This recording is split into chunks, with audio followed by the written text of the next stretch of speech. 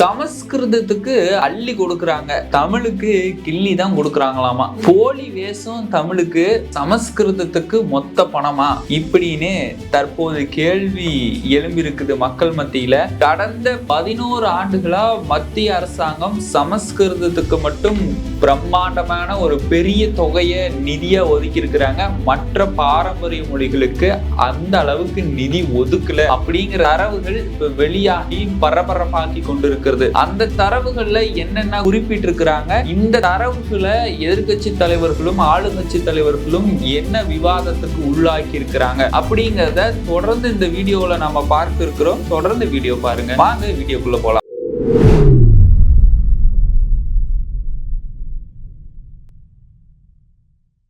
கோபாசை நண்பர்களுக்கு வணக்கம். நான் உங்கள் சின்னாத. அரசியல் களம் தொடர்ந்து பேசுவோம், உண்மையை உறக்க சொல்வோம். இன்னைக்கு நம்ம இந்த வீடியோல பார்க்க போறது என்னன்னா, தமிழ்நாட்டுக்கும் தமிழுக்கும் மத்திய அரசாங்கம் தீங்கு இழைத்து கொண்டேதான் இருக்குதுன்னு பல நாட்களா நம்ம பேசிட்டு இருக்கிறோம்.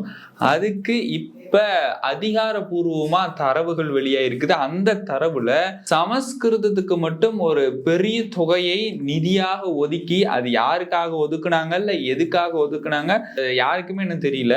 ஆனா மற்ற பாரம்பரியமாக இருக்கக்கூடிய தமிழ், கன்னட, மலையாள மொழி அந்த மாதிரியான மொழிகளுக்கு எல்லாம் குறைந்தபட்ச நிதியை மட்டும்தான் ஒதுக்கி இருக்கிறாங்க அப்படின்னு சொல்லி மோடி அவர்களின் அரசாங்கத்தின் மேலு, ஒன்றிய பாஜக அரசாங்கத்தின் மேலு பலரும் குற்றம் சாட்டி இருக்கிறாங்க. அதை பத்தி தான் நம்ம முழு விவரத்தோட பார்க்க போறோம்.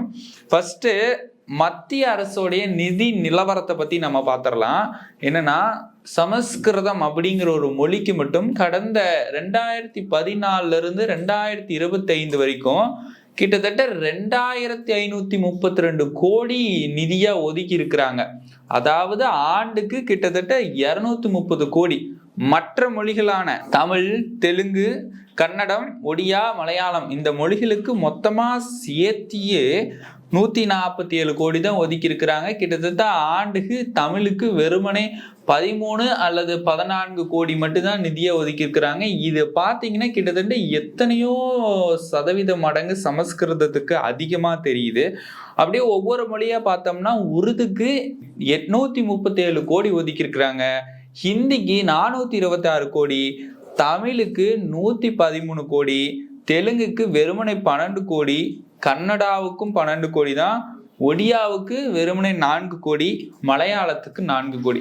இப்படி நிதி நிலவர அறிக்கையை வெளியிட்டு இருக்கிறாங்க. வெளியிட்டுறதுல இருந்து நம்ம பார்த்தோம்னா கிட்டத்தட்ட சமஸ்கிருதத்துக்கு தான் மொத்தமா ஒட்டுமொத்த பணத்தையுமே கொட்டின மாதிரி தெரியுது இந்த நிதிநிலை அறிக்கையில. புள்ளி விவரப்படி பார்த்தோம்னா, இந்தியாவுல கிட்டத்தட்ட அதிகமா இந்தி பேசக்கூடியவர்கள் 44% இருக்கிறாங்க. தமிழ், தெலுங்கு, கன்னடம், மலையாளம், ஒடியா இதெல்லாம் பேசுறவங்க எல்லாம் 22% இருக்கிறாங்க. ஆனா சமஸ்கிருதம் அப்படிங்கிற ஒரு மொழி பேசக்கூடியவர்கள் எத்தனை பேர் இருக்கிறாங்கன்னே கணக்கே இல்லை இந்தியாவுடைய மக்கள் தொகையில. அது மட்டும் இல்லாம சமஸ்கிருதம் அப்படிங்கிறது ஒரு வழக்கொழிந்த மொழியாக பார்க்கப்படுகிறது. பேச்சுல மட்டும்தான் இருக்கு. அதுவும் ஏதேனும் மந்திரங்கள் சொல்வதற்கு கோயில்கள்ல பயன்படுத்தக்கூடிய ஒரு மொழி. அது வெறுமனே அந்த மொழிக்காக மத்திய அரசாங்கம் இவ்வளோ பெரிய நிதியை ஒதுக்கி இருக்கிறாங்களே, அது ஏன் அப்படிங்கிறது தான் ஒரு கேள்விக்குறியா இருக்கு. இது மட்டும் இல்லாம கிட்டத்தட்ட மற்ற மொழிகளுக்கு ஒதுக்கின நிதியை விட 17 மடங்கு சதவிகிதம் அளவுக்கு சமஸ்கிருதத்துக்கு மத்திய அரசாங்கம் ஒதுக்கி இருக்கிறாங்க. அப்ப நீங்க பாருங்க, இந்தியா அப்படிங்கிறது ஒரு ஜனநாயக நாடு. அந்த ஜனநாயக நாட்டை நாங்க சீரும் சிறப்புமா, சமத்துவமா, சமமா நடத்துறோம்னு சொல்றாங்க. ஆனா மொழி அரசியல தூண்டும் விதமாக தமிழுக்கு கிள்ளி கொடுக்குறாங்க, சமஸ்கிருதத்துக்கு அள்ளி கொடுக்குறாங்க, போலி பாசம் தமிழுக்கு காட்டுறாங்க, மொத்த பணம் எல்லாமே சமஸ்கிருதத்துக்கு தான் கொடுக்குறாங்க.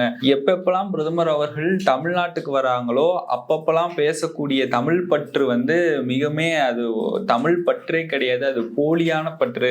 ஏன்னா அங்க தமிழ்நாட்டுக்கு திருக்குறளை கோட் பண்ணி பேசுறாரு, தமிழ் பேச முடியலையேன்னு வருத்தப்படுறாரு. இதெல்லாம் போலி. ஏன்னா இப்ப தமிழுக்கு ஒதுக்கி இருக்கக்கூடிய இந்த நிதியிலேயே நம்ம தெரிஞ்சுக்கலாம் அப்படின்னு சொல்லிட்டு தமிழக முதல்வர் அவர்களும் குற்றம் சாட்டி இருக்கிறார். இது மட்டும் இல்லாம இந்த விஷயத்த நாம ஏன் முக்கியமா கருதுறோம் அப்படின்னு பார்த்தோம்னா, ஒரு பாரம்பரிய மொழியோடைய வளர்ச்சி மேம்பாட்டு திட்டத்துக்கு நம்ம நிதி ஒதுக்குறோமே, ஆனால் அது எது சார்ந்து நம்ம ஒதுக்கணும்னா மக்கள் எந்த அளவுக்கு பேசுறாங்க, எழுதுறாங்க, படிக்கிறாங்க அப்படிங்கிறத பார்த்து நம்ம நிதி ஒதுக்கணும். சமஸ்கிருதம் அப்படிங்கிறது பராமரிக்கப்பட வேண்டிய மொழியாகத்தான் இருக்கிறது. அதுக்கு எதுக்கு 2500 கோடி, அது யாருக்கு அப்படின்லாம் பலர் கேள்வி எழுப்புறாங்க.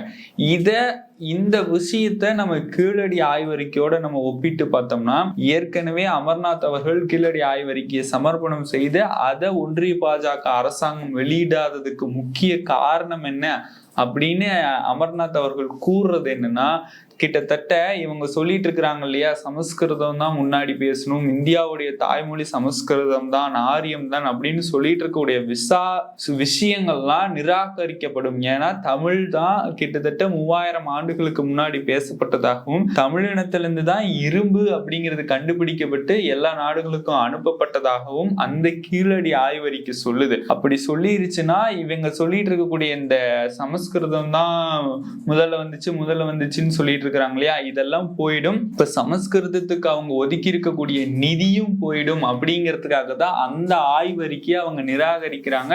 இல்லைன்னா அதை பத்தி பேசினாலே ஒரு மாதிரி ஆவறாங்கன்னு பலராலும் கருத்து தெரிவிக்கப்பட்டு வருது.